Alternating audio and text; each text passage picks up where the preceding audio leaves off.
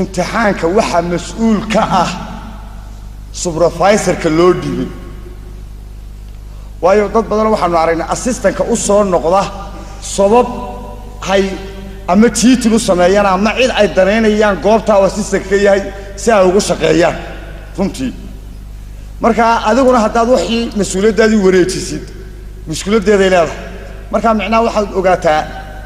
waxa mas'uul ka ah imtixaanka supervisor assistant ka waxa lagu sameeyay in markaad mas'uulsan tahay ee hawsha gacanta ku haysiin ku caawiyo qodob waa ka qodob kale jeclay runtii oo isagana khatartiisa leh oo jecelahay inaan idin kala dardaarmo waxa weeye imtixaanka marka kalaaska la tago waa mamnuuc ama assistant ha noqdo ama ninkii sida ha noqdo iyadoo kalaaskii la gelin warqadda banaanka lagu sii furo